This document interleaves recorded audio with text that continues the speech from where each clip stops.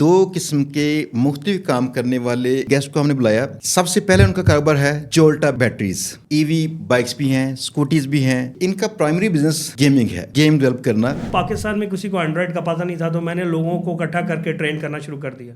Vision ایک ہی تھا کہ کس طریقے سے جس طرح چائنا پوری دنیا کی فیکٹری ہے, تو ہم گیمنگ کی اور موبائل اپلیکیشن کی فیکٹری بن جائیں فار گوگل پلے اسٹور. اچھا عثمان بھائی, اگر کسی نے اپنا ذاتی گیمنگ اسٹوڈیو بنانا ہو, اس کو پلان کیسے کرے؟ دیکھیں, اگر کسی نے اپنا گیمنگ اسٹوڈیو بنانا ہے تو سب سے پہلے وہ دیکھے کہ اس کی خود کی صلاحیت کیا ہے. $10,000 تک ریونیو نیٹ پروفیٹیبلٹی وہ نکال سکتا ہے. اور فرض کیا کسی کا آئیڈیا ہوا بڑا انوویٹیو ہوا, وائرل ہوگی اس کی گیم, پھر تو مزے. پھر تو آپ $1,00,000 بھی بنا سکتے ہیں. اگر کوئی ڈیولپر ڈیزائنر ہے جس کے پاس اچھا آئیڈیا ہے, اس کے پاس اچھی گیم بنا سکتا ہے, لیکن وہ پیسہ لگا نہیں سکتا, تو ہم ایز اے پبلشر ان کے ساتھ کام کرنے کے لیے تیار ہیں. آپ کا دوسرا کام ہے جولٹا کی بیٹریز, اس کی بائکس اور ساتھ میں اسکوٹیز. اگر کسی شخص نے آپ کی فرض کیا لینی ہو, فرنچائز کہتے ہیں, ڈیلرشپ لینی ہو, تو اس کا طریقہ کار کیا ہوتا ہے؟ وہ کتنے پیسے خرچ کرے تو پھر اسے ڈیلرشپ ملتی ہے؟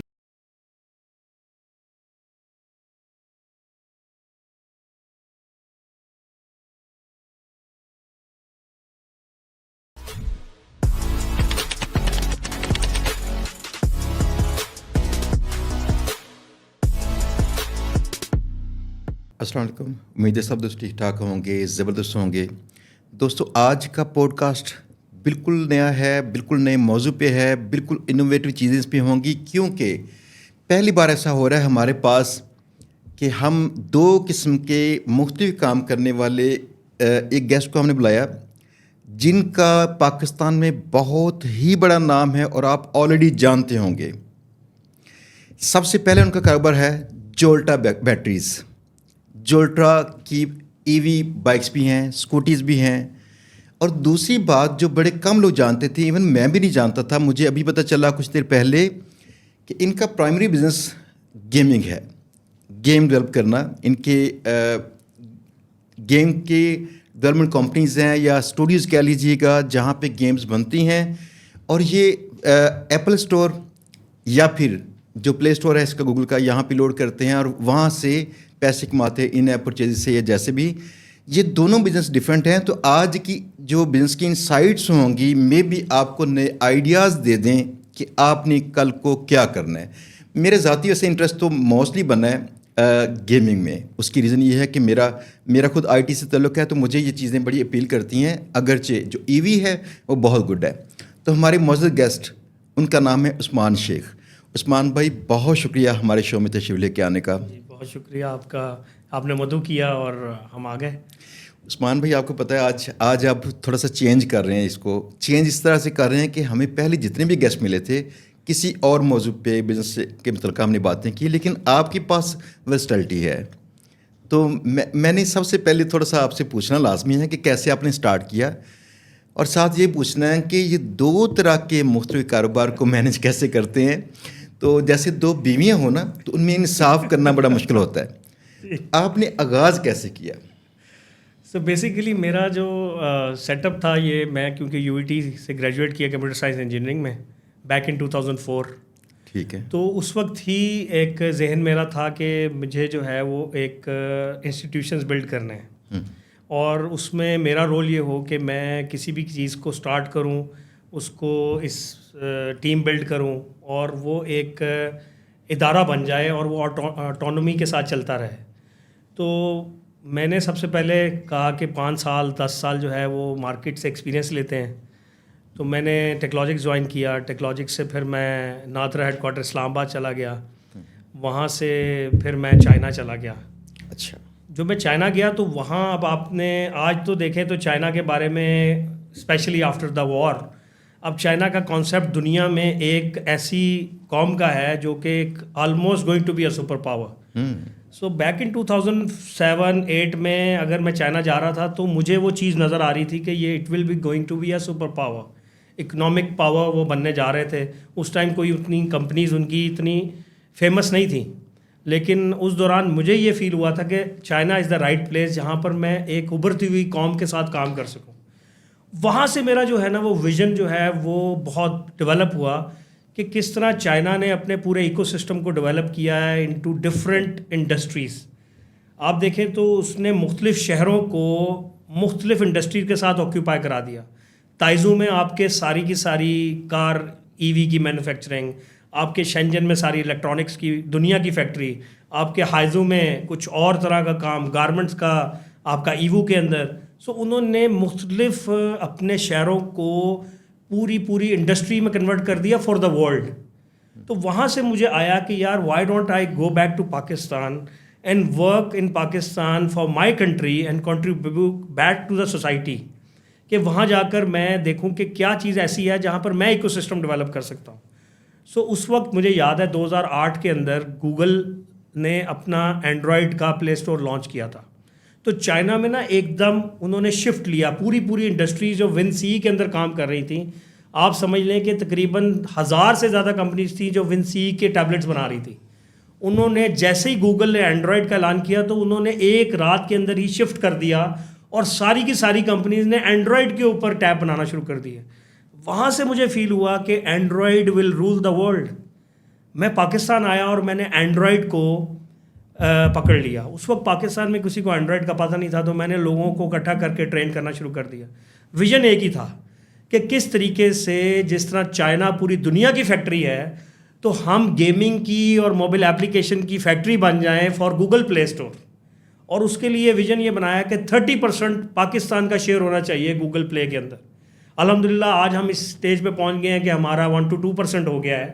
ہم 30% تک انشاءاللہ جائیں گے، کیونکہ اب وہ ایک جو ایکو سسٹم تھا وہ بلڈ ہے. الحمدللہ 200 سے زیادہ پاکستان میں اسٹوڈیوز ہیں، 4000 سے زیادہ اس وقت موبائل گیم کے پبلشرز ہیں جو گوگل پلے اور ایپ اسٹور پہ کام کر رہے ہیں. تو اس وقت خود اوزی گروپ کے انڈر جو ہے 30+ اسٹوڈیوز ہیں، لاہور، کراچی، اسلام آباد. تو وہاں سے مجھے فیل ہوا کہ this is the industry that I can carry. دوسرا مجھے تھا کہ میں ایک کیونکہ ہالسٹک کام کرتا رہا، مجھے ایمبیڈڈ ڈیوائسز میں کام کرنے کا موقع ملا چائنا میں، تو میری ہمیشہ سے خواہش تھی کہ کس طریقے سے میں ہارڈ ویئر پلس میکاٹرونکس جس میں انوالو ہو، جس میں الیکٹرانکس، مکینیکل اور آئی ٹی مکس ہو کے کوئی چیز ہو. تو وہ میں نے دیکھا کہ اپرچونٹی جو میرے سامنے آئی وہ آئی ای وی کی، especially after the success of Tesla. تو 2018-19 میں نے ویژن ڈیولپ کیا کہ وائی ناٹ ہم اس کو پاکستان میں انٹروڈیوس کروائیں، اور اس کے اوپر محنت کی، لوگوں کے پاس گئے مختلف. آج جو آپ بڑے نام اس وقت تھے بائک کے اندر، یونائٹیڈ اور روڈ پرنس اور ان سب کے پاس گیا کہ یار آپ لوگ آلریڈی کام کر رہے ہیں، we will be your supplier in terms of the E V battery and motor. لیکن اس وقت کسی نے بھی ہمارا ساتھ نہیں دیا، اور سب نے کہا، ہنستے تھے، وہ کہتے تھے کہ یار یہ کیا باتیں کر رہا ہے، ابھی تو لوگ یہی افورڈ نہیں کر سکتے، تو وہ تو بڑی مہنگی ہوگی. اینی ہاؤ ہم اپنا جذبہ کے ساتھ لگے رہے، اور 2021 میں ایکس پرائم منسٹر نے اس کو لانچ کیا. اور پاکستان میں جولٹا جو ہے وہ ایک ای وی، لوگ ای وی بائک نہیں کہتے، لوگ کہتے ہیں جولٹا. میں تو جولٹا ہی لا سا. سو بیسیکلی گاؤں نگر میں الحمدللہ جولٹا ای وی کا ایک نام بنا. اس سے پھر جولٹا بیٹری کا ہمارا کام شروع ہوا، جولٹا سولر کا ہوا، اور آج الحمدللہ جولٹا جو ہے وہ ان تمام شعبوں میں کام کر رہی ہے اور اس میں آگے بڑھ رہی ہے اور پاکستان کو لیڈ کر رہی ہے. اور ساتھ میں جو ہے وہ ایپ اینڈ گیمنگ کا جو انفراسٹرکچر ہے وہ گرو کر رہا ہے. تو میں ان دونوں چیزوں کو پیرللی فوکس کر کے لے کے جا رہا ہوں. جیسا کہ آپ نے کہا کہ ایک بندہ 2 بیویاں رکھتا ہو تو وہ بیلنس کرتا ہے، تو الحمدللہ میں نے فیملی وائز بھی یہ پلان کیا اور کاروبار کے ساتھ بھی یہی پلان کیا. اچھا عثمان بھائی، اگر کسی نے اپنا ذاتی گیمنگ اسٹوڈیو بنانا ہو، اس کو پلان کیسے کرے؟ کتنا پیسہ، کس طرح کے لوگ ہائر کرے، اس کو کیا کچھ چاہیے؟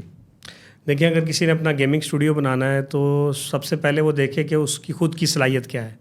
وہ ڈیولپر ہے، وہ ڈیزائنر ہے، وہ مارکیٹر ہے، وہ مونیٹائزیشن کا بندہ ہے، یا وہ 3D آرٹسٹ ہے. سب سے پہلے اپنا رول ڈیفائن کرے، اور پھر اس کے مطابق جو کام اس نے خود کرنا ہے وہ خود پلان کر لے. لیٹ سپوز اگر کوئی ایک مارکیٹر ہے کہ اس کو یہ ہے کہ میں نے جو ایپ ڈیولپ کرواؤں گا یا گیم اس کو پلے اسٹور پہ لانچ کروں گا، اس کی مارکیٹنگ کمپین خود چلاؤں گا، اس کی پبلشنگ خود کروں گا، تو وہ والا رول اس کا ہو گیا. اگر اس میں وہ ٹرین ہے، اگر وہ ٹرین نہیں ہے تو پھر وہ اس کام کو نہیں کر سکتا، اس کا ٹرین ہونا ضروری ہے.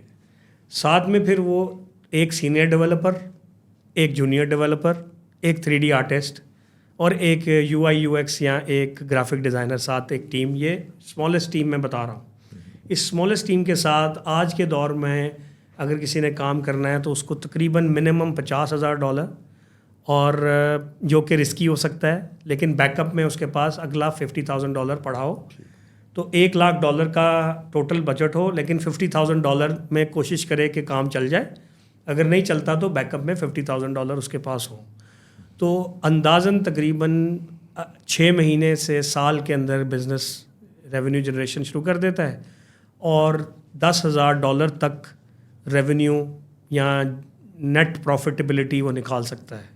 $1,00,000 گیم سے $1,00,000 لگا کے. اچھا، اس میں اس کو ملٹیپل گیمز بنانا ہوں گی، تقریباً 5-6 گیمز اگر وہ بنا لیتا ہے اور اس پہ مارکیٹنگ کرتا ہے اس کی، تو وہ $1,00,000 لگا کے $10,000 سال بعد مہینے کی پوٹینشیل ہے بنانے کا. اور فرض کیا کسی کا آئیڈیا ہوا بڑا انوویٹیو، وائرل ہوگی اس کی گیم، پھر تو مزے. جی وہ تو ایسے ہی ہے کہ کوئی آپ کی پروڈکٹ ہٹ ہو جاتی ہے، پھر تو آپ $1,00,000 بھی بنا سکتے ہیں. لیکن یہ ہے کہ جو میں ایک سسٹینڈ بزنس کی بات کر رہا ہوں کہ ایوریج $1,00,000 کے سرمایے سے آپ $10,000 مہینہ بنا سکتے ہیں. اچھا، جو 3 لوگ آپ کہتے ہیں ٹیم میں رکھیے، جس پہ سینئر جونیئر ڈیولپرز 2 لوگ اور ایک UI کے ایکسپرٹ، یہ 3 لوگ کس سیلری رینج میں مل جائیں گے؟ تقریباً $10 لاکھ کا بجٹ ہو پر منتھ، جس میں یہ ساری ٹیم بن جاتی ہے. ٹھیک ہے. اور اس کے ساتھ جو آفس کے ایکسپینسز ہوں گے وہ سیپریٹ ہیں. وہ آپ سمجھ لیں کہ اب آپ ایک کو ورکنگ میں چلے گئے ہیں تو آپ 15,000 پر منتھ پر پرسن دیں تو تقریباً $1,00,000 ڈال لیں. $1,00,000 بالکل ٹھیک ہے. بلکہ سستا وہ پڑتا ہے یہ کو ورکنگ اسپیسز وغیرہ سستے. جیسے جیسے پھر گرو کریں کمائیں تو کام کو آپ اپنا آفس بنا لیں، آپ سیپریٹ ہو جائیں. بالکل. اچھا، مسئلہ ایک یہ آتا ہے پاکستان میں نا، لوگ پیسے انویسٹ کرتے ہوئے اسپیشلی جو ورچوئل قسم کے بزنس ہے جس میں آپ کے جو ساری جو انوینٹری ہے یہ کہیں ہارڈ فارم میں نہ ہو، اس پہ یقین نہیں کرتے، اس پہ نا وہ اس پہ اعتبار کر کے آگے چلتے نہیں ہیں. آپ کے پاس 500 لوگ ہیں، ان کی ماہانہ سیلریز کتنی ہوتی ہوں گی؟ ان کی ماہانہ سیلریز تو $3-4 لاکھ سے اوپر چلی جاتی ہیں، یعنی 10 کروڑ کے پاس ماہانہ سیلریز. تو خدا کے بندوں دیکھ لیں، ایسا بھی ہوتا ہے، اعتبار کریں، یہ کاروبار چلتے ہیں. دوسری بات یہ ہے کہ آپ کو لگتا ہے کہ اس میں نئے پرسنس کے لیے بالکل اتنے ہی مواقع ہیں جو کہ جیسے آپ نے 10 سال پہلے سٹارٹ کیا ہو ایسے؟ نہیں، وہ تو بالکل اس طرح نہیں ہے، کیونکہ جب ہم نے شروع کیا اس وقت تو بہت گیپ تھا، سیچوریشن نہیں تھی. اب تو بہت ٹف ہے. میں نے جب کام شروع کیا میں نے تو $30 لاکھ سے بھی کم پیسوں سے شروع کیا تھا، لیکن اور اسی سے پھر میں نے اتنا بڑا امپائر بھی بلڈ کیا، اسی کو ری انویسٹ کیا، اسی کو بڑا کرتا رہا. لیکن اگر آج کے دور میں کریں تو اس میں کافی سرمایہ چاہیے. دوسرا بہت کمپٹیشن ہے، مطلب ضروری نہیں ہے کہ آپ پیسہ لگا کے سکسیزفل ہو سکتے ہیں. تبھی اب تھوڑا سا ماڈل چینج ہو گیا ہے. جو لوگ پرانے ہیں جیسے ہم ہیں، ہم ایز اے پبلشر بھی ایکٹ کرتے ہیں کہ اگر کوئی ڈیولپر ڈیزائنر ہے جس کے پاس اچھا آئیڈیا ہے، اس کے پاس اچھی گیم بنا سکتا ہے لیکن وہ پیسہ لگا نہیں سکتا، وہ اتنا $50,000 $1,00,000 ارینج نہیں کر سکتا، وہ صرف 1 گیم 2 گیمز بناتا ہے اور اس پہ $5 لاکھ $7 لاکھ کا سرمایہ خرچ کرتا ہے، تو ہم اس کی گیم کو ایز اے پبلشر اپنے ساتھ اٹیچ کر لیتے ہیں اور اس کے ساتھ 70-30 کی شرح پہ کام کرتے ہیں، 60-40 بھی کرتے ہیں، جس کی بیسس پہ ہم اس کی گیم کو مارکیٹ کرتے ہیں. اور وہ ہماری ذمہ داری ہے کیونکہ جو 15 سال کا ہمارے پاس نالج ہے ہم اس کو پہلے دن اپلائی کرتے ہیں تو سکسیس کے چانسز بہت زیادہ بڑھ جاتے ہیں. تو جتنے لوگ ہیں وہ ہم سے رابطہ کر سکتے ہیں. اگر کوئی ڈیولپر ڈیزائنر ایک ٹیم اپ ہو کے ہمارے ساتھ مل کے کام کرنا چاہتے ہیں تو ہم ایز اے پبلشر ان کے ساتھ کام کرنے کے لیے تیار ہیں. اچھا، ایسا نہیں ہوتا کہ جو گوگل کا آپ کا پبلشر والا اکاؤنٹ ہوگا یہ اکاؤنٹ کبھی بین ہو یا اس کی کہیں ریچ کم کر دی جائے یا کچھ ایسا؟ کیونکہ کنٹرول وہ کرتے ہیں نا. ایسا ہوتا ہے.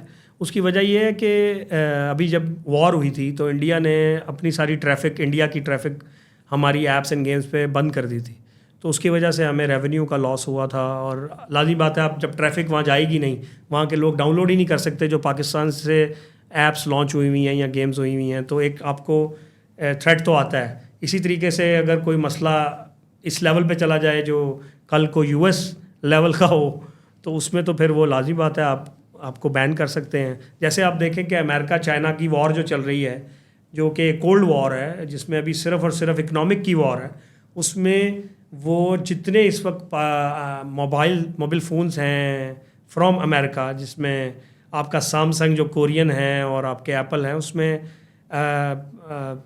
صرف اور صرف امریکن پلے اسٹور اور گوگل پلے اور ایپ اسٹور ہیں، لیکن جتنی پروڈکشن چائنا سے ہوتی ہے چائنیز فونز کی، جس میں ہواوے یا ویوو یا اوپو، اس میں آپ کو گوگل پلے اور الاؤ نہیں ہے. تو آپ وہ ساری جو اکانومی ہے وہ ساری کی ساری جو ہے وہ اس ایک فیصلے سے جو ٹرمپ نے کیا تھا اس سے ان کو کتنا بڑا لاس ہوا. لیکن کیونکہ وہ اتنی بڑی سپر پاور ہے یا اتنی بڑی اکنامک پاور ہے کہ انہوں نے اپنے ایپ اسٹور لانچ کر لیا. ہواوے کا اپنا ہے، ویوو کا اپنا ایپ اسٹور ہے.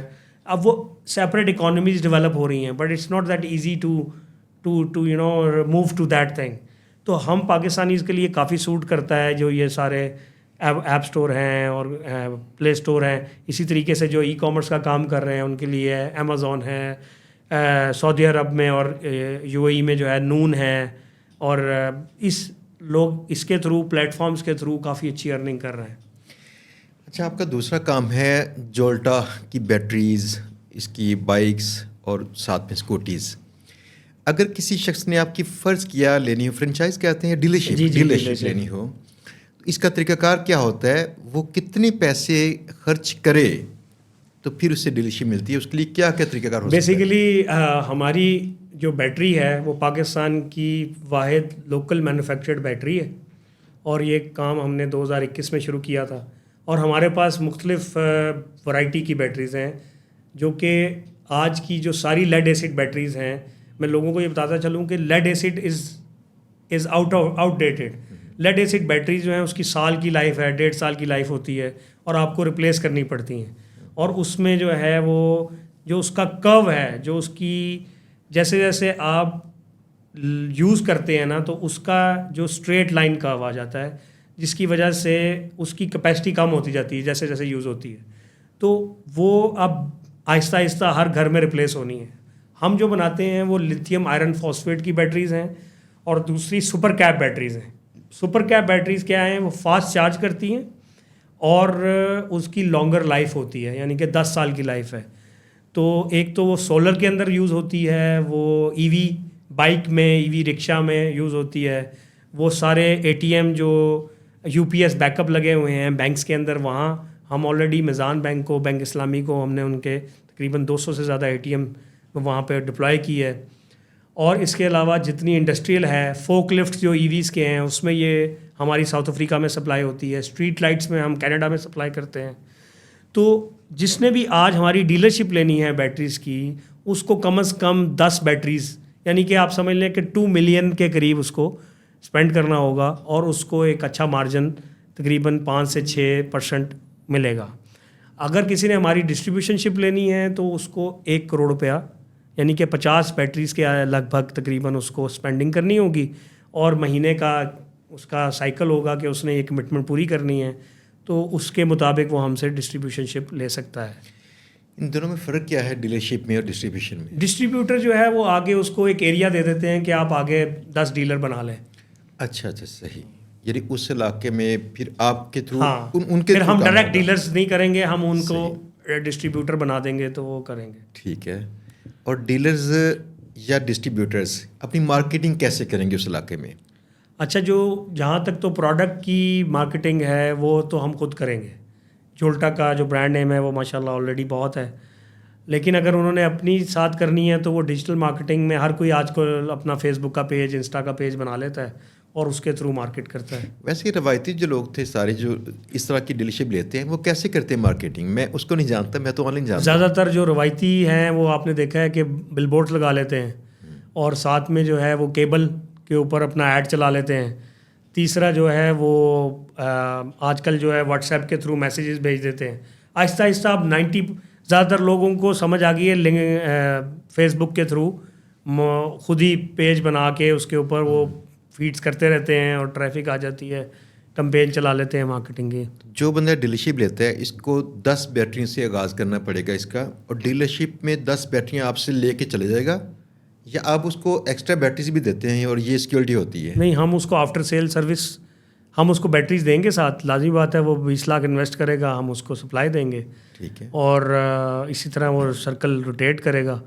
لیکن یہ ہے کہ اگر اس کو کوئی بیٹری میں ایشو ہے تو آفٹر سیل سروس میں ہم 5 سال کی ہماری وارنٹی ہے، اور اس میں کوئی بھی فالٹ ہو تو وہ ریپلیسیبل ہوتا ہے.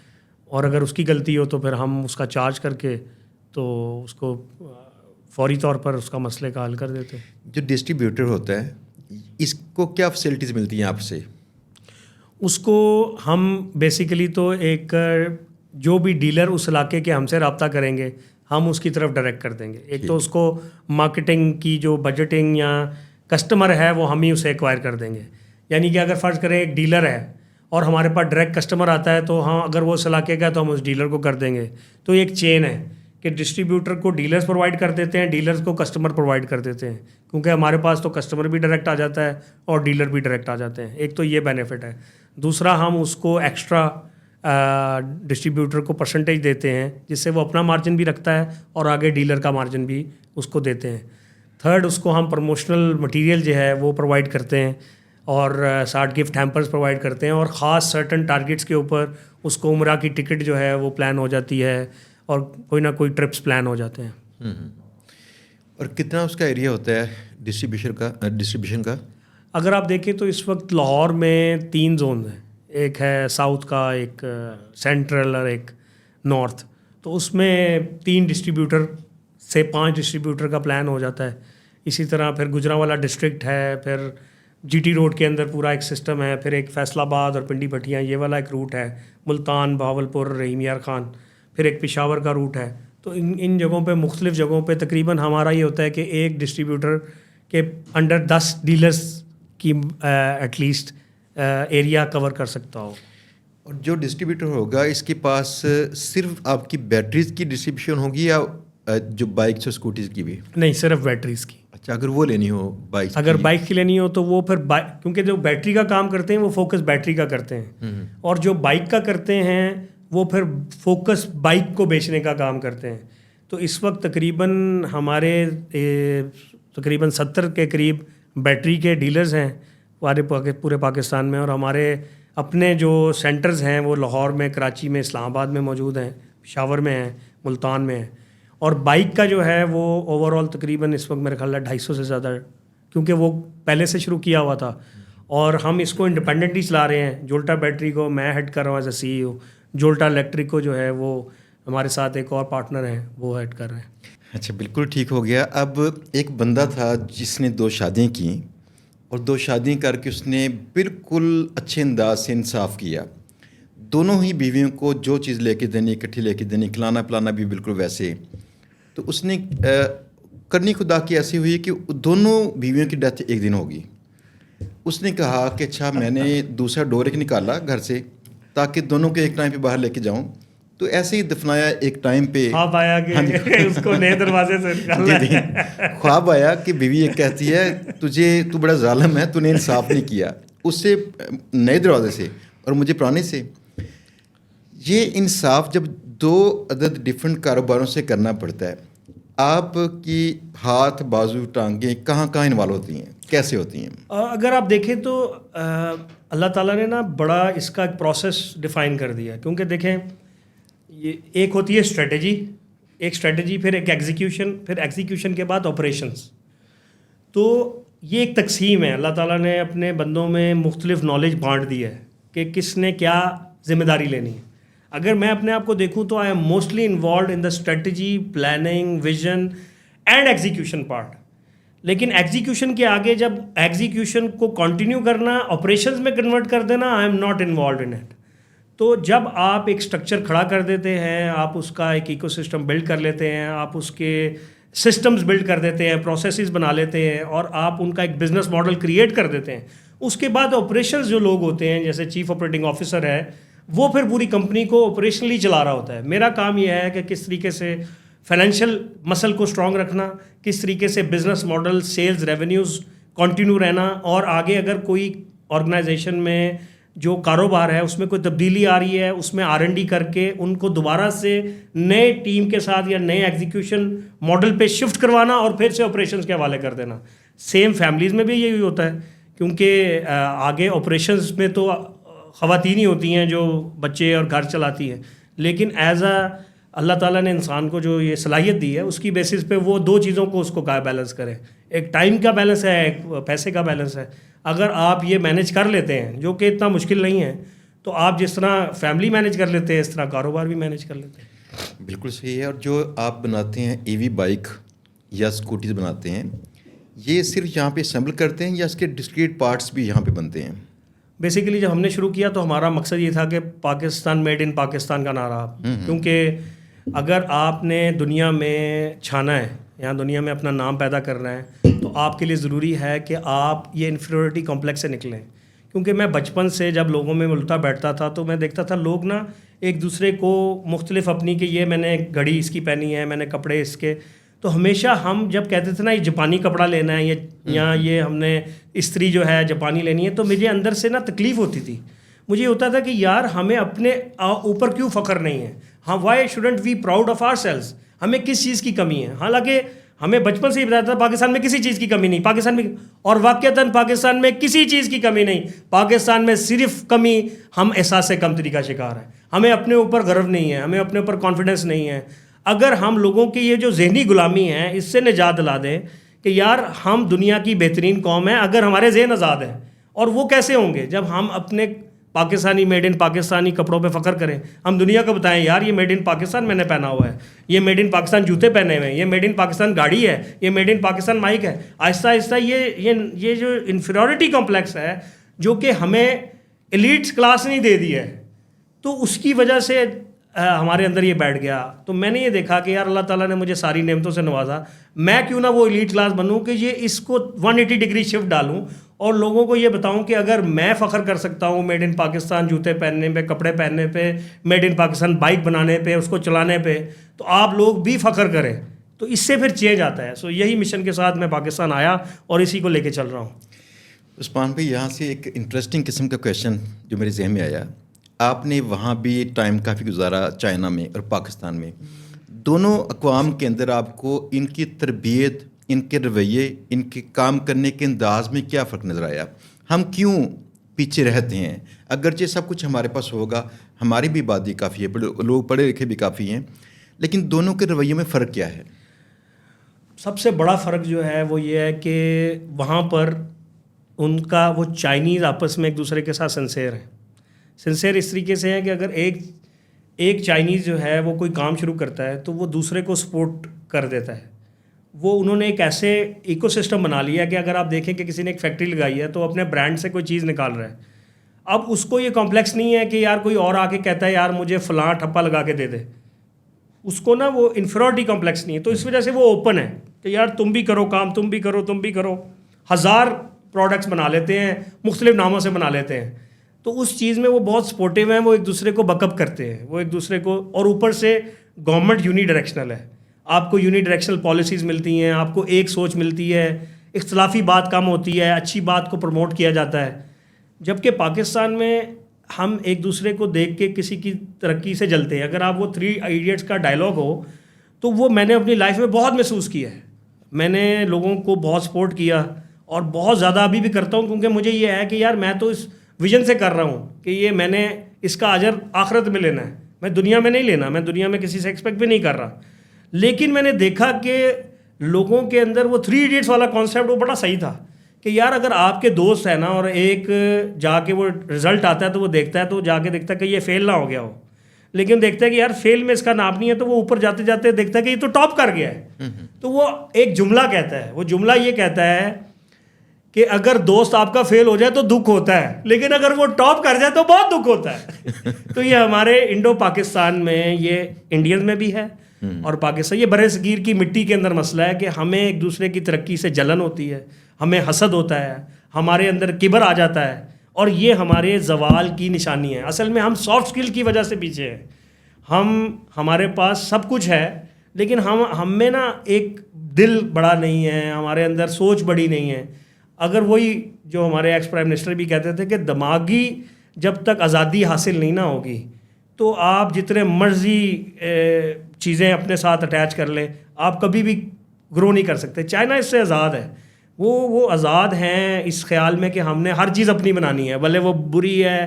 وہ دیکھیں وہ جب شروع ہوئے تھے تو جو بائک ہم نے انٹروڈیوس کروائی پاکستان میں, جب وہ شروع ہوئے آج سے 50 سال پہلے, تو وہ 10 کلومیٹر کی ٹوٹل کوریج کرتی تھی, لیکن اس قوم نے اس کو ایکسیپٹ کیا. انہوں نے کہا کہ کیونکہ یہ ہم نے چائنا میں بنائی ہے، ہم اس کو چلائیں گے، ہم بہتر کریں گے. آج وہ 500 کلومیٹر کی رینج کی بھی بائک بناتے ہیں. آج وہ دنیا کی بڑی بڑی کمپنیز کو چیلنج کرتے ہیں کیونکہ انہوں نے ایک ہسٹری بلڈ کی. جب ہم پاکستان میں آئے ہم نے لوگوں کو یہ کہا کہ یار اگر یہ آج 80 کلومیٹر کر رہی ہے نا تو شکر کرو، چائنا میں 10 کرتی تھی تو ہمیں باتیں سننے کو ملتی تھی 80 نہیں، ہمیں تو 150 چاہیے، ہمیں تو 120 چاہیے، ہمیں تو اتنی سستی چاہیے. یعنی کہ یہاں پر تنقیدی ذہن اور ہر چیز میں کیڑے نکالنے والا ذہن جو ہے نا وہ بہت زیادہ پروموٹ ہوتا ہے، اور پازیٹیو بات اور مثبت بات کی بہت کم انکریجمنٹ ہوتی ہے. مجھے آج تک کسی نے انکریج نہیں کیا کہ یار تم نے you have Usman well done man, you go against the wind, تم نے ہر چیز میڈ ان پاکستان بنائی، تم نے موٹر بنائی، تم نے بیٹری بنائی، تم نے اس سوچ کو پروموٹ کیا. نو، ایوری بڈی از سیئنگ یہ کیا چیز بنا دی ہے، یہ تو چلتی نہیں، اس میں تو یہ مسئلے ہیں. یعنی کہ ہم ہر وقت ایک تنقیدی ذہن سے چلتے ہیں، اور وہ چینج جب تک نہیں آئے گا جو کہ آ رہا ہے، کیونکہ میرے جیسے آپ جیسے لوگ ہیں دنیا میں، پاکستان میں، جو لوگوں کا ذہن بدل رہے ہیں کہ ہمیشہ یہ دیکھو کہ گلاس بھرا کتنا ہوا ہے. خالی کی طرف سوچ رکھو گے تو ہمیشہ نقصان اٹھاؤ گے. اگر ابھی پیچھے انڈیا میں ایک بہت بڑے اسکالر تھے جن کا انتقال ہوا، انہوں نے، نام میرے ذہن سے نکل رہا ہے، انہوں نے کہا کہ میری پوری زندگی کا خلاصہ یہ ہے کہ دنیا کی سب سے قیمتی چیز مثبت سوچ ہے اور سب سے بری چیز منفی سوچ ہے. اب آپ دیکھ لیں ہماری مثبت سوچ کتنی ہے اور منفی کتنی ہے، یہ اس علم کا شکار ہے. عثمان بھائی بڑی معذرت کہ مجھے تھوڑا سا اختلاف ہے. اختلاف یہ ہے کہ میں نے جتنا انالیسس کیا نا یہاں پہ قوم کا، آپ یقین جانے گا کہ ہماری قوم نے نا ریورس گیئر بھی 5واں ایجاد کر لی ہے. ہم اس رفتار پہ واپس جا رہے ہیں. اس کی وجوہات سننے والی ہیں. سب سے پہلی بات کہ پاکستان 70s میں چائنا کو سپورٹ کرتا تھا. اس کا ایئرپورٹ پہلا پاکستان بنایا اور اس کی ایئر لائن بھی پاکستان بنا کے دی. اس کے بعد قطر ایئر ویز دبئی کی وہ ایمریٹس ہم نے بنائی ہے. اس میں سنگاپور کا ہم نے سپورٹ کیا تھا کہ فنانشیل فریڈم کیسے حاصل کرنی ہے. بالکل ایسے اندازہ کیجئے. اب اگر ہم 70s کی بات کریں نا تو اس وقت زیادہ رجحان تھا ہمارے لوگوں کا ووکیشنل ٹریننگ کا. اس کی وجوہات سننے والی ہے. پڑھنا لکھنا اس لیے چاہیے کہ انسان کو شعور آئے، نہ کہ اس سے روزگار ملے. اور جو لوگ کچھ تھوڑا سا ہو نا فوکس کر کے پڑھتے ہیں کہ مجھے لیڈرشپ کے لیے ریڈی رہنا ہے، فار ایگزامپل MBA کرتے ہیں تو MBA والے لوگ جو ہیں کسی بزنس کے اندر جا کے لیڈر بن سکتے ہیں. ان کے لیے تو ٹھیک ہے، لیکن باقی سب لوگوں کو چاہیے کہ یہ ایسے اسکل سیکھیں جس میں ہینڈز آن کریں، پیسہ اس سے کمائیں. زبردست زبردست. اب ہمارا مسئلہ ایک چیک کرنے والا ہے. آپ پورے پاکستان میں چیک کر لیجیے گا، آپ کو دکھ وہ سیم ہوں گے جو میرے دکھ ہیں. جس بندے کے وزٹنگ کارڈ پہ جو اس کا پروفیشن لکھا ہے نا، وہ اس کے علاوہ سائنسدان بھی ہے، ڈاکٹر بھی ہے، انجینئر بھی ہے، سب کچھ ہے. سیاسی تجزیے اس سے کروا لیں گے نا، آپ یقین جانیں ہمارے گلی محلوں کے وہاں لوگ بیٹھ کے نا سیاسی تجزیے کرتے ہیں. مجھے پھر آتا ہے وہاں پہ ذہن میں ایک گریجویشن میں نا انگلش میں ایک سٹوری تھی، نیو کانسٹیٹیوشن. اس میں ایک ٹانگی والا جس کو شوق تھا کہ اپنے محلے میں جا کے بتائے مجھے تو بڑا علم ہے بھائی، تو اس سے پتہ چلا نیا کوئی قانون آ رہا ہے جس سے دنیا بدل جائے گی. تو پھر اس کو نا کافی ہزیمت اس سے اٹھانی پڑی تھی. ہمارے یہاں پہ نا مبصر بھی ایسے ہیں. عقل کے اندھوں کا شہر ہے، یقین کیجیے گا. آنکھیں لگی ہیں ہماری، عقل کے ہم اندھے ہیں. اس کی وجہ پاکستان میں نا اگر فرض کیا لوگ یہ جان لیں کہ تنقید اور تضحیق میں فرق ہے. تنقید از اے گڈ تھنگ.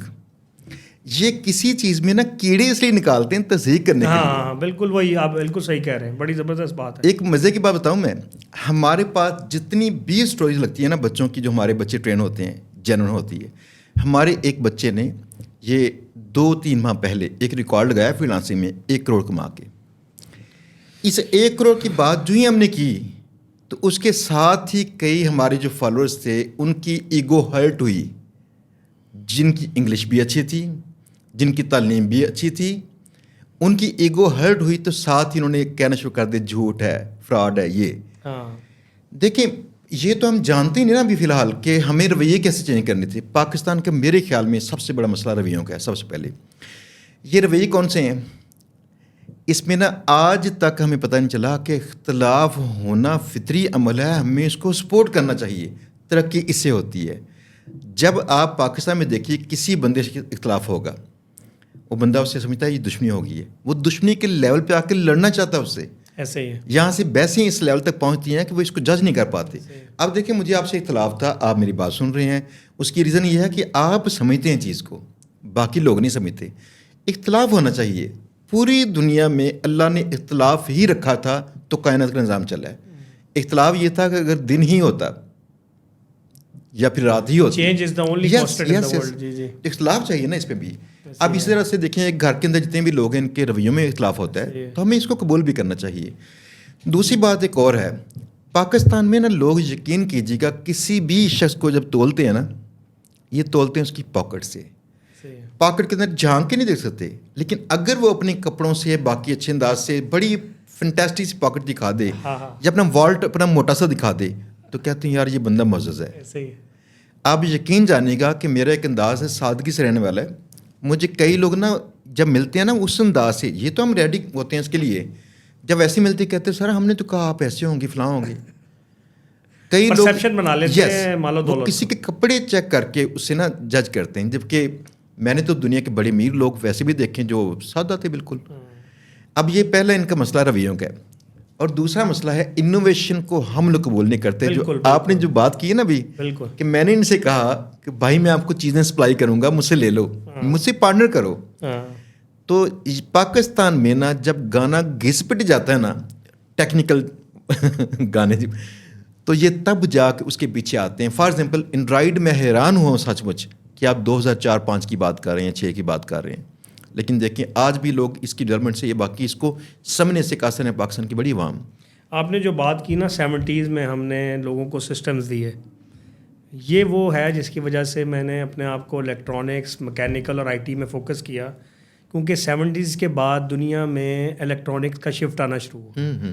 پاکستان اپنے آپ کو پیوٹ نہیں کر سکا. جو آپ نے انوویشن کی بات کی کہ آج بھی آپ کو پتہ ہے دنیا میں جو کھلونے بنتے تھے جو خالی میکینیکل ہوتے تھے، جو گراری والا اور وہ جو لکڑی کی کاٹی اور اس طرح کے کھلونے، پاکستان عروج پہ تھا. لیکن جب شفٹ آیا اس کے اندر، اس میں الیکٹرانکس انوالو ہو گئی، اس میں چپ ہو گئی، اس میں PCB آ گیا، وہاں سے ہمیں مار پڑنا شروع ہو گئی. آہستہ آہستہ چائنا نے اس کی جگہ لے لی، کیونکہ ہم نے پیوٹ نہیں کیا. ہمارے حکمرانوں نے سوچا نہیں کہ دنیا آگے کہاں جا رہی ہے، کس طرح چینج ہو رہی ہے. چلیں آپ چھوڑ دیں 70 کو، آج 2025 میں بیٹھے ہیں، آج بھی ابھی تک یہ ریلائز نہیں ہو رہا کہ اگلے 5 سال میں 10 سال میں کیا چینج آ رہا ہے، کیا شفٹ آ رہا ہے، جس میں پوری دنیا جو موو ہو رہی ہے. ہم اپنے پاکستان کو آج اس طرف موو کریں with right policies, with right taxation, with right mind set. وہ بھی آج مسنگ ہے، کیونکہ جس طرح ہم آج بھی اپنے مہینے کے ٹریڈ ڈیفیسٹ میں پھنسے ہوئے ہیں، آج بھی ہم IMF کے قرضوں کے جکڑے میں اور ان کی باتوں میں پھنسے ہوئے ہیں، اور ہم اس بور سے نکل ہی نہیں پاتے، اور اسی میں پھنس کے دلدل میں پھنستے چلے جا رہے ہیں، اور ہمیں ایسا لگ رہا ہے کہ ہم بہتر ہو رہے ہیں. حالانکہ آپ ہر اگلے سال میں پچھلے سال سے آگے زیادہ قرضوں میں دبے ہوئے ہیں، آپ زیادہ آپ گر رہے ہیں نیچے، لیکن آپ پھر بھی فخر محسوس کر رہے ہیں. تو یہ مائنڈ سیٹ اور سائیکی کا قصور ہے. جب تک یہ چینج نہیں ہوگا، انوویشن نہیں آئے گی، اور اس کو ایکسیپٹنس یعنی کہ پیوٹ نہیں کریں گے، ہم پوری قوم کو پیوٹ کریں with the latest trends and technologies, تاکہ آپ کا پورا جو نظام تعلیم ہے، جو آپ نے ووکیشنل ٹریننگ کی بات کی، یہ سارا کچھ ایک پیکج کے طور پر ہے. دیکھیں اسٹیو جاب نے کہا تھا کہ میں پوری امریکہ میں ایک فٹ بال اسٹیڈیم ووکیشنل ٹرینرز کے ساتھ نہیں بھر سکتا، جبکہ چائنا میں کئی ہزار اسٹیڈیم جو ہے وہ اس طرح کے بندوں سے بھر سکتا ہوں. تو میں کیسے امریکہ میں پروڈکشن کر سکتا ہوں؟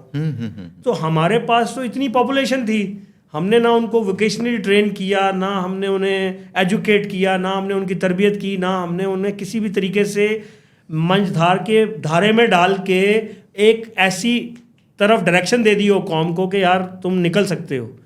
اور ابھی بھی جو ابھی بجٹ آیا ہے اس میں آپ دیکھ لیں کہ ٹیکسیشن انہوں نے ہائیبریڈ کارز کو پروموٹ کرنا تھا، EV کو پروموٹ کرنا تھا، انہوں نے ٹیکسیشن اس میں بڑھا دی. انہوں نے IT میں سیلریز کو 1% کم کر کے برین ڈرین روکنے کی باتیں کر رہے ہیں. مطلب آئی ڈونٹ نو کہ what kind of planning they have done in terms of کہ لوگوں کو بیوقوف بنانے کی اچھی پالیسیز بنا لیتے ہیں. باقی گراؤنڈ ریالٹی یہ ہے کہ ان کو ٹیکس پراپر کیلکولیٹ ان سے نہیں ہوتا. ان کو نظر آ رہا ہے کہ یار لوگ ہائیبریڈ کی طرف زیادہ جا رہے ہیں, اب وہ زیادہ خریدیں گے اگلے سال, تو ادھر سے کمانا شروع کر دو.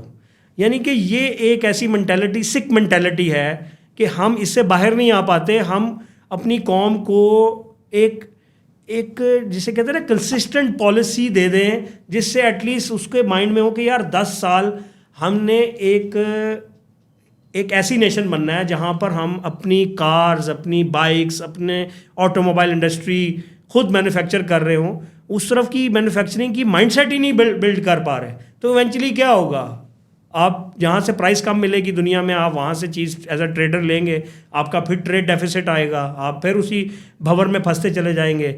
تو کہیں بھی اس وقت مجھے لگتا نہیں ہے کہ ہم رائٹ مائنڈ سیٹ کے ساتھ رائٹ پالیسیز کی طرف جا رہے ہیں.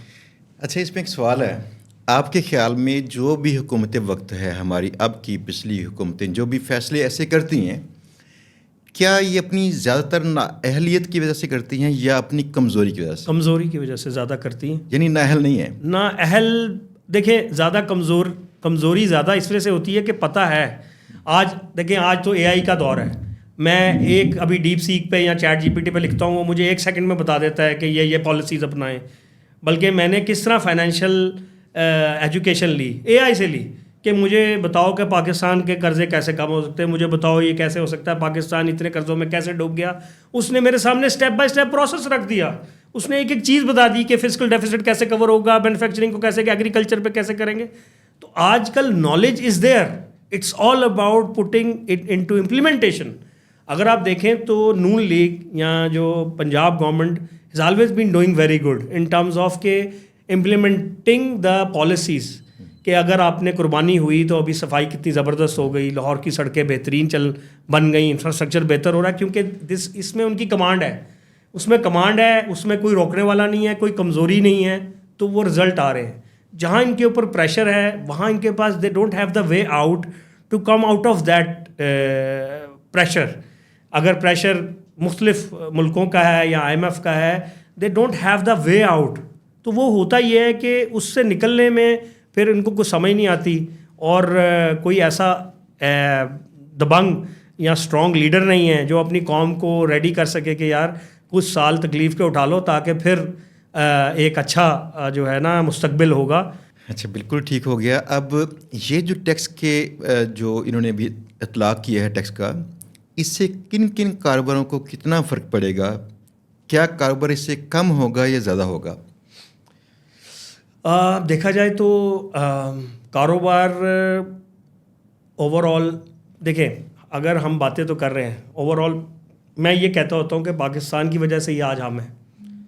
اللہ نے جو مجھے اتنا دیا وہ پاکستان میں ہی میں نے کمایا, آپ نے بھی اسی طرح کیا, تو بہتری ہوتی ہے. ہمارا مقصد یہاں پہ یہ ہے کہ اگر وہ کنسسٹنٹ پالیسیز ہوتی, سپورٹیو انفراسٹرکچر ہوتا, تو جہاں پر ہم ہیں آج ہم اس سے 10 ٹائمز آگے ہوتے. کنسسٹنٹ پتہ کب ہوتی ہے؟ جب عوام کو پتہ چلے کہ صرف اور صرف سول حکومت کو سپورٹ کرنا ہے اور ہمیشہ جو بھی حکومت ہوگی اس کو سپورٹ کرنا ہے. یہ 2 سال کے لیے نا یقین کیجیے گا, ایسے جو نان اسٹیٹ ایکٹرز ہیں ان کو سپورٹ کرتے ہیں, اور پھر ان کی وہ پھرکی گھومتی ہے اور کہتے ہیں نہیں نہیں فلاں لیڈر اچھا ہے. کنسسٹنسی سب سے پہلے تو یہاں سے آتی ہے عوامی رویے سے. عوام کو چاہیے یہ چیز سیکھے کہ ایک ریگڈ الیکشن تھا USA کا, جو کہ اس پہ الزام تھا پچھلا الیکشن ٹرمپ والا. ہیلری کلنٹن نے اپنی تقریر بھی تیار کر لی تھی. یہ تیار کرنے کے بعد اچانک پتہ چلا کہ وہ ہار گئی ہے. امریکہ کی کئی اسٹیٹس میں احتجاج ہونے شروع ہو گئے, اور کیلیفورنیا اسٹیٹ سمیت کچھ اسٹیٹس نے کہنا شروع کر دیا ہمیں یا علیحدہ کر دو, ہمیں ٹرمپ قبول نہیں ہے. لیکن یقین جاننے کا ہوا یہ کہ وہاں کے لوگ, وہاں کی سیاستدان اتنے میچور ہیں, اور یقین کیجیے اس ایک رویے پہ میرا دل کرتا ہے ان کو سلیوٹ کروں. سلیوٹ کیوں؟ انہوں نے کہا یار جو ہمارے ذاتی مسئلے ان کو گھر تک رہنے دیں گے, اپنے ہم کپڑے باہر ڈور کے باہر جا کے نہیں دھوئیں گے. انہوں نے اپنے پریزیڈنٹ کو, اپنے کسی اور عہدیدار کو برا نہیں کہا اور قبول کر لیا اور ان کو چلنے دیا. ہمیں چاہیے کہ ہم بھی اپنے کپڑے نہ باہر جا کے نہ دھوئیں. ہمارا جو بھی پرائم منسٹر ہوگا ہمیں اس وقت اس کو سپورٹ کرنی چاہیے, تنقید چلتی رہنے دینی چاہیے, ان کے کاموں پہ تنقید, تاکہ ان کی تصحیح ہو سکے. لیکن آپ دیکھ لیجیے گا, آپ چیک کیجیے 2 گورنمنٹس ہوں گی ایسی شاید آج تک, 2 گورنمنٹس جنہوں نے 5 سال پورے کیے اور اس کے دوران بھی ان کے پرائم منسٹر بدل گئے تھے. تو کنسسٹنٹ قسم کی جو پالیسیز ہیں یہ کہاں سے آئیں گی؟ جو لے کے آنا چاہے گا نا اس کو پتہ ہی نہیں میں نے 2 سال کے بعد کہاں پہ ہونا ہے. ایسے ہی. لیکن ابھی اس میں چینجز یہ ہوئی ہیں کہ SIFC بنی ہے. اب یہ ہے کہ جو پالیسیز ہیں تھوڑی سی سسٹین کریں گی. آئی ڈونٹ نو کرتی ہیں کہ نہیں, لیکن عثمان بھائی ایک تھوڑا ایسا ہے وہ ایسے آتا ہے اس دن تمام پولیٹیکل پارٹی ساری ایک سائڈ پہ ہوتی ہیں. ایسے ہی ہے. تو یہ جو مرضی قانون سازی کر لیں, جب تک عوام کا ساتھ نہیں ان کو ملتا کوئی چیز چینج نہیں ہوگی. یہ آج سے 30 سال پہلے بھی ایسے تھے جب سے ہم نے نوٹ کرنا شروع کیا, آج بھی ایسے ہی ہے, یہ نہیں بدلے گی. اس کی وجوہات یہ ہیں کہ آپ دیکھیے تاریخ میں کون سے ایسے پرائم منسٹر تھے جو 2/3 اکثریت لے کے آئے تھے. 2/3 اکثریت یہاں کا کوئی ادارہ نہیں چاہتا, پاکستان کا ادارہ. وہ چاہتا جب بھی کہیں آئے نا حکومت, کوئی ڈولتی ہوئی حکومت آئے, ہنگ پارلیمنٹ جسے خان صاحب نے کہا تھا, ہنگ پارلیمنٹ. اب 2/3 اکثریت والے لوگ کتنے اسٹرانگ ہو سکتے ہیں؟ پھر تو وہ ووٹ لے کے میں بھی آئی ہوں, لیکن جب تھوڑا آیا فنش. اس کے بعد دیکھیے گا کہ کہاں کہاں پہ جا کے اس کے اثرات پہنچتے ہیں ان دی لانگ رن. اب پالیسی چینج ہوتی ہیں, 1% آتا ہے اوپر, وہ فیصلے کرتا ہے, سب کچھ عوام کی رائے سنی نہیں جاتی. وہ آپ نے لطیفہ سنا ہوگا نا کہ ایک چودھری پنڈ کا ہوتا ہے, تو وہاں پر ایک بڑا ہونہار بڑا باشعور لڑکا ہوتا ہے. وہ کہتا ہے کہ یار میں ادھر اپنے گاؤں کی خدمت کروں گا, بڑا کروں گا. تو وہ نا سارے علاقے کے لوگ چودھری کو ووٹ دیتے ہیں, چودھری کی ہوا ہوتی ہے. تو چودھری بیمار ہو جاتا ہے, علیل ہو جاتا ہے. اب پتہ لگتا ہے کہ یہ اس کے دن قریب ہیں. تو وہ بندہ جو ہے نا وہ بڑا ایکٹیو ہو جاتا ہے کہ اب جو ہے وہ میری باری آ جائے گی, میں آ جاؤں گا. تو جب چودھری چلا جاتا ہے تو چودھری کا بیٹا آ جاتا ہے. تو کہنے کا مقصد ہے کہ وہ چودھری جہاں ہے نا وہ پاور وہ چودھری کے بیٹے کو ملنی ہے. So we have to accept the reality of Pakistan. نہیں, اس کی اینڈ دا ریئلٹی از جو جہاں کے چودھری ہیں نا, ایک دفعہ ان کو عوام مان لے کہ یار چودھری ہیں, اور ان کے اوپر ڈال دے کہ they should be responsible for everything now. جی we should held them accountable for everything. ہاں جی, تاکہ ایک چیز سیدھی تو ہو, انہیں کہیں یار چوری نہ ہو, ہم مان لیتے ہیں. ہاں ٹھیک ہے نا. ایک اور چیز بڑی اہم ہے اس میں کہ آپ دیکھیے کہ یہاں پہ نا اگر فرض کیا ہم نے یہ چودھری جس کو بھی بنانا ہوگا, جس کو بھی, ہم ان میں سے کچھ اور جو چودھری ہیں ان کو ایسا کیوں نہیں کرتے, کوئی حکومت سے ہٹ کے مشاورت رول دے دیں. آخر ان کے پاس تجربہ تو ہوگا, کسی کے پاس کاروبار کا تجربہ ہے. آپ یقین جانیے گا میں نے پوری تاریخ میں کبھی بھی فیور میں بات نہیں کی پی کے. میں کبھی سیاسی رویہ یہاں شو نہیں کرواتا, لیکن مجبوری یہ ہے کہ میں اس سے بہت متاثر ہوں. بلاول سے متاثر یہ ہوں. بلاول کا میں نے 4-5 سال پہلے دیکھا یہ کرن تھاپڑ کے ساتھ انٹرویو. کرن تھاپڑ انڈیا میں وہ مشہور یعنی اینکر ہے جس کے پاس مودی صاحب نے کانپنا شروع کر دیا تھا اور پانی مانگ لیا تھا, ہار کے چھوڑ دیا تھا. وہ اتنا ہوتا دھڑلے دار قسم کا بندہ ہے. جس انداز سے وہاں پہ دفاع کیا یہ کمال تھا. ایک اور چیز بڑی اہم تھی, جو ہی خان صاحب کی حکومت گئی تو یہ مشترکہ حکومت ان کی آ گئی. تو اس وقت وزیر خارجہ بنے بلاول صاحب. میں نے اصل میں پسند کرنا وہاں سے شروع کیا. ایک بات سے میں چاہتا ہوں کہ ہمارے لوگ بھی وہ کام کرنا شروع کر دیں, کسی کی پرسنالٹی پہ تنقید نہ کریں, اس کی کاموں پہ تنقید کر لیں. وہاں پہ نا انہوں نے کہا, امریکہ گئے یہ, انہوں نے کہا کہ آپ کے پرائم منسٹر, پچھلے ایکس پرائم منسٹر خان صاحب, وہ تو رشیا گئے تھے جبکہ رشیا نے جنگ لگائی ہے یوکرین میں. اس جنگ کے ماحول میں جانا, اس سے مراد یہ نہیں ہے کہ آپ لوگ سپورٹ کرتے ہو رشیا کو.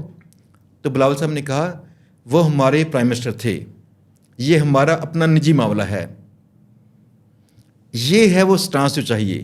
ہم جب باہر جائیں نا, ہم کہیں وہ ہمارے پرائم منسٹر تھے, چاہے وہ ایکس ہو چکے ہوں, چاہے جو بھی ہوں, ہمیں ان کو قبول کرنا چاہیے نا. اس طرح سے ان کی طاقت بڑھے گی تاکہ تھوڑا جو ہے نا وہ نہ آ سکے. تو پالیسی جو بنتی ہے نا پاکستان میں پالیسیز, وہ پالیسیز میں بھی پھر لانگ ٹرم چلیں, ہماری قسمت بھی بدلے. یہاں پہ ایک چیز اہم وہ ہے جو دہشت گردی, یہ ختم ہونی چاہیے. اس کے بغیر کچھ نہیں بننا ہمارا. ہمیں تو چاہیے پوری قوم کو سپورٹ کرے. ایک مسئلہ اور بھی ہے اس میں نا, جو دنوں میں چیٹ GPT سے پوچھ رہا تھا کہ دنیا میں کون سی حکومتیں ہیں جہاں پر امن ہے. تو آپ دیکھیں کہ اسلامی ممالک میں جو مڈل ایسٹ کے سارے ممالک ہیں ہمارے لیے بہترین مثال ہیں, ہمارے تعلقات بھی ان سے بہترین ہیں. UAE ہے, سعودی عرب ہے, قطر ہے.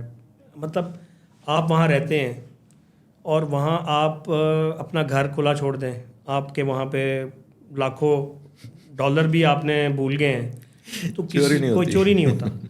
اب اگر یہ والا امن قائم ہوا ہے تو ان کے پاس ایک سسٹم ہے اور ہمارے ان سے تعلقات بھی اچھے ہیں. ایک وقت میں ہم نے ان کا ساتھ دیا, ان کو ایمریٹس بنا دی, جو بھی بنا دیا. اب ہم سے کوئی تجربہ لے لیں کہ یار یہ آپ امن کیسے, کیونکہ دیکھیں ایک اسلامی ملک ہو یا کوئی بھی فلاحی ریاست ہو, اس کا پہلا جز ہے عوام کی جان و مال کی حفاظت.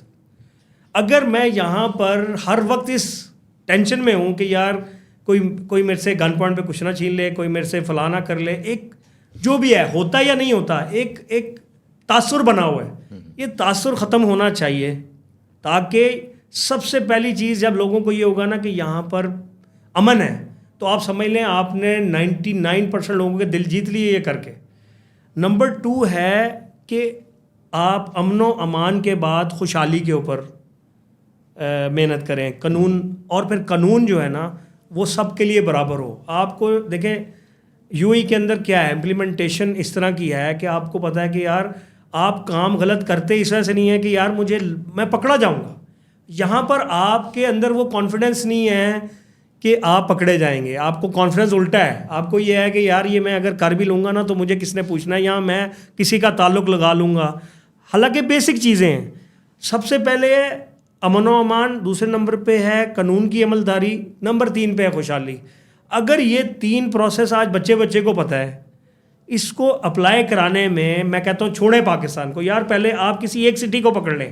آپ کا فیصلہ ہونا چاہیے کہ لاہور میں یہ میں نے UAE کی طرح کا ایک سسٹم بنا دینا ہے کہ امن و امان, پھر قانون کی پاسداری اور پھر خوشحالی. اگر آپ رول ماڈل لاہور کو بنا دیں یا کراچی یا اسلام آباد یا کوئی بھی ایک چھوٹا شہر پکڑ لیں جہاں پہ میکسیمم آبادی 8 ملین 7 ملین ہے 6 ملین ہے, آپ اس کو رول ماڈل بنا کے دیں اور وہاں پر یہ مشہور ہو جائے کہ یار یہ دنیا کا دبئی کی طرح کا شہر ہے, اور آہستہ آہستہ اس کو پھر کاپی کر لیں.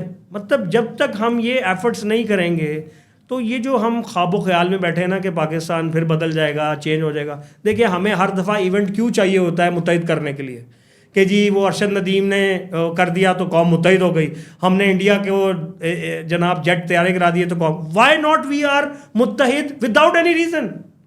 ہم بغیر اس کے کیوں نہیں متحد ہیں, ہم بغیر اس کے کیوں نہیں ایک دوسرے کا ساتھ دیتے, ہمیں کیوں کوئی ایونٹ چاہیے ہوتا ہے اکٹھے ہونے کے لیے. اس کا مطلب ہے ہمارے اندر رویے خراب ہیں, ہم اندر سے جو ہے نا وہ صحیح تربیت یا کنٹرول میں نہیں ہے. آپ ہی چیک کیجیے گا عثمان بھائی, دبئی کا جو پولیس کا سیکورٹی سسٹم ہے نا, یہ پنجاب کی IT بورڈ میں بنا کے دیا تھا 10 سال پہلے. جب یہ تیاری کر رہے تھے نا اس کی, جو کیا ان کا ہوتا ہے 2020 والا جو تھا ان کا ایونٹ تھا, ایکسپو تھی, اس ایکسپو کی تیاری سے پہلے ان کو بنا کے دیا, پاکستان نے بنا کے دیا اور پنجاب نے بنا کے دیا ہے. آپ اندازہ کیجیے گا وہ سسٹم ان کے پاس تو ورک کر رہا ہے, ہمارے پاس بھی تو آ سکتا ہے, ورک نہیں کرتا. اس کی دوسری ریزن بھی ہے, ایک مثال پہلے سن لیجیے گا. سری لنکا میں تامل ٹائیگرز تھے, تو تامل ٹائیگرز ہمارے بچپن سے لے کے چل رہے تھے, وہ ٹاپ 10 میں تھے جو دہشت گرد تھے ان کے. تو سری لنکا نے پاکستان سے کہا کہ پلیز یہ دہشت گردی ختم کر دو. تو مشرف صاحب کے دور میں پاکستان نے وہاں پہ جا کے ان کی ہیلپ کی, ختم کر دی. ہم یہاں پہ ختم نہیں کر سکے. ختم کیوں نہیں کر سکے؟ اصل میں ہمارے لوگوں کے اندر ایکسیپٹنس نہیں ہے. فار ایگزامپل, کیا آپ کو پتہ ہے ابھی تک کہ پاکستان میں لاہور جو ہے یہ دنیا کے ٹاپ 10 سیفسٹ سٹی میں شامل ہے؟ ہمیں پتہ نہیں تھا. ہم دبئی میں تھے 5-6 سال پہلے, تو وہاں پہ باتیں ہو رہی تھیں یہاں کوئی چیز رکھیں تو 10 دن کے بعد وہاں سے ملے گی, چوری نہیں ہوتی. تو تب نا سیکورٹی پہ سرچ کرنا شروع کر دی, میرے ساتھ کولیگ ہیں انہوں نے سرچ کی, تو ہم حیران ہو گئے. ہم کہتے ہیں یہاں پہ تو چوریاں بھی ہوتی ہیں, فلاں بھی ہوتی ہیں. پتہ چلا کہ یہ چوریاں اور دنیا کے بڑے شہروں سے کم ہوتی ہیں. اس کی ایک مثال بڑی اہم ہے. پاکستان میں آپ نے لاہور کے اندر کوئی بڑا بزنس مین کڈنیپ ہوتے دیکھا ہے؟ کبھی سنا ہو؟ میرے ایک دوست ہیں, نہیں ہے ہی نہیں, کوئی بزنس مین یہاں سے اغوا نہیں ہوتا. آپ دیکھیے گا کراچی سے ہی ہوتے ہیں. اچھا ایک بات سنیے, میرے ایک دوست ہیں تو ان کا ای کامرس کا بزنس ہے. میرے پوڈ کاسٹ میں کہیں انہوں نے بہت بڑی رقم بتائی جو ان کی سیلز کی تھی. انفیکٹ ان کی اس سے بعد سیلز بڑھ گئیں. جب وہ ارب روپے کی بات کی انہوں نے, اس کے بعد کسی نے ڈرایا ان کو بات بتایا کہ یار یہاں پہ تو سیکورٹی ایشو ہوتے ہیں, آپ نے کیوں بتایا ہے؟ انہوں نے سیکورٹی گارڈز رکھ لیے. اب وہ کافی ڈرتے ہیں. میں نے بھی ان سے ایک سوال کیا کہ آپ کے تعلقات کاربیر لوگوں سے ہیں, سارے جو موٹے موٹی اسامی ہیں آپ انہیں جانتے ہیں, آپ نے کبھی دیکھا کسی کو تھریٹ آئی ہو؟ لاہور سیکیور ہے نا, کافی سیکیور ہے. اب مسئلہ یہ ہے کہ ہم اس چیز کو اگر مانتے کہ یہ اچھا ہے تو پھر ہم اس کو کاپی کر کے باقی جگہوں پہ لے کے جانے کی کوشش کرتے. جب ہم ہیں ہی اس کے خلاف, اسے مانتے نہیں ہیں, تو کیسے کاپی کریں گے؟ ایک اور چیز بڑی اہم ہے, پاکستان میں رویوں کا مسئلہ یہ ہے, لوگ قانون توڑنے کے بعد خوشی محسوس کرتے ہیں. اصل میں آپ چیک کریں, جب کبھی اشارہ توڑیں گے نا, ادھر پولیس والا کھڑا بھی ہو, اس سے بچ کے جانے والا پرسن کہے گا دیکھا پھر. جس قوم میں یہ چیز ہوگی, پاکستان میں مجھے بتائیے کوئی ایک بندہ آپ کی نظر میں ہو جس بندے نے پاکستان کی عدالتوں میں سے کیس ہارنے کے بعد اسے قبول کر لیا ہو. اب وہ بندہ کہتا ہے میرے ساتھ ہوا ہے, ناجائز ہے, ناجائز کہے گا اسے, مانتے نہیں ہیں اس کو. پھر کیا عدالتیں 100% جھوٹے کیس ہی کرتی ہیں؟ ایسا ہوتا تو ملک تباہ ہو چکا ہوتا. مسئلہ یہ ہے کہ یہاں پہ لوگ کسی بھی چیز جو ان کے خلاف چیز ہوتی ہے اس چیز کو کہیں قبول نہیں کرتے. دوسرا مسئلہ یہاں پہ دھڑے بندی ہے. جس ملک کے اندر آج بھی ووٹ برادری قوموں کی بنیاد پہ ملتے ہوں نا, اس ملک کے اندر نا ترقی کی راہ میں یہ بڑی رکاوٹ بھی ہے.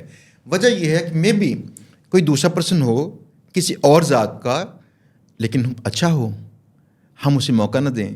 ہمیں ان چیزوں کو کل کرنا چاہیے, دھڑے بندی ختم کرنی چاہیے, اکربہ پروری ختم کرنی چاہیے. آپ یقین جانے کا مجھے پتہ چلا بیماریوں کا, میرے آفس میں نا آپ چیک کر لیجیے گا, میرے جتنے لوگ نئے آتے ہیں نا ٹیم میں, یہ ڈرتے ہیں کہ ان کے بھائی بھی اسی ٹیم میں ہیں, تو ہم نے کہیں ان کے بھائی کی بات کی تو سر مائنڈ نہ کریں, فلاں نہ کریں. اب سب جانتے ہیں میرے بھائیوں کو, میرے بچوں کو بالکل اسی طریقے سے گزرنا پڑتا ہے جیسے باقی ٹیم. بالکل آپ کہہ رہے تھے نا کہ یہ ساری چیزیں ہمیں ختم کرنی چاہیے. ہاں جی, اس کا طریقہ کار کیا ہے وہ ہمیں اپنی ذات سے شروع کرنا چاہیے. یس. اچھا عثمان بھائی, آپ ہمارے دیکھنے سننے والے دوستوں کو کوئی پیغام دینا چاہیں گے, وہ کیا پیغام ہوگا؟ ویسے تو بہت سے پیغام ہیں جو میں چاہتا ہوں کہ سننے والے اس کا اثر لیں, لیکن جو مجھے لگتا ہے کہ میری زندگی کا نچوڑ ہے وہ یہ ہے کہ سوچ جو ہے وہ اپنی پازیٹیو رکھیں. یہ میری بھی زندگی کا نچوڑ ہے کہ آپ شک جتنا, کیونکہ اس کا کوئی اینڈ نہیں ہے. اصل میں یہ وہ ویلیوز ہیں جس سے آپ بہت سی بیماریوں سے بچ جاتے ہیں. دیکھیں, مان لیں کہ کسی کے اندر پرابلم بھی ہے, مان لیں کہ, لیکن اگر آپ اس کا پازیٹیو سائڈ دیکھیں گے تو آپ خود سٹریس میں کم رہیں گے, ڈپریشن میں کم, ٹو میں کم رہیں گے. آپ جتنا شک کریں گے یا آپ کا شکی ذہن ہوگا آپ اتنے سوال زیادہ کریں گے, آپ اتنی انویسٹیگیشن. اس کی وجہ سے تنگ کون ہو رہا ہے؟ آپ تنگ ہو رہے ہیں, آپ کی وجہ سے دوسرا تنگ ہو رہا ہے. جبکہ اس کی دوسری ایلیمنٹ یہ ہے کہ آپ جب اچھا گمان کریں گے تو اللہ تعالیٰ اس کے مطابق اچھا فیصلہ کریں گے. تو میں یہ سمجھتا ہوں کہ ہمیں کام زیادہ کرنا چاہیے, باتیں کم کرنی چاہیے, اور لینگویج جو ہے نا وہ کہتے ہیں کہ اپنے ساتھ جو آپ کے ٹیم ورک میں لوگ ہیں انفارمل یا نان وربل کمیونیکیشن کی جیسی سنکرونائزیشن ہونی چاہیے کہ اگلے کو کہے بغیر سمجھ آ جائے کہ کیا چاہ رہے ہیں. تو یہ میرا پیغام ہے کہ ایز اے ٹیم ورک کام کرنا سیکھیں.